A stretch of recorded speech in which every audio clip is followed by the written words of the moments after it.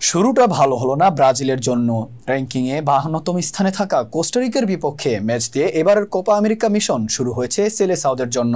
নিজেদের থেকে 47 ধাপ পিছিয়ে থাকা দলের বিপক্ষে সহজ এক জয়ই প্রত্যাশা করেছিলেন ব্রাজিলের ভক্তরা, কিন্তু ভক্তদের প্রত্যাশা পূরণ করা সম্ভব হয়নি মাঠে থাকা 11 তারকার। একের পর এক গোল মিসে হতাশ করেছেন ব্রাজিলের তারকায় ঠাসা দলটি। এক গোল বাতিলের পর দ্বিতীয়ার্ধে একের পর এক মিস করে কেবল হতাশায় বাড়িয়েছেন দরিবাল জুনিয়র শিষ্যরা। Lucas Paqueta, Rodrigo, Vinicius junior, রাফিনহাদের নিয়ে আক্রমণ ভাগ সাজিয়েছিলেন কোচ দরিবাল জুনিয়র। বদলি হিসেবে নেমেছিলেন অ্যান্ড্রিক ফিলিপে।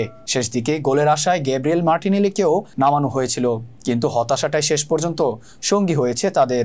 দর্শক আসনে বসে ব্রাজিলের ছন্নছাড়া ফুটবল দেখে মুখ ঢাকলেন নেইমার। চোটের কারণে তিনি খেলতে পারছেন না। গত কয়েক বছর ধরেই ব্রাজিলের খেলার ধরন বদলেছে, সেই সঙ্গে সাফল্যও কমেছে। লাতিন আমেরিকার এই দেশ শেষবার বিশ্বকাপ জিতেছিল 2002 সালে।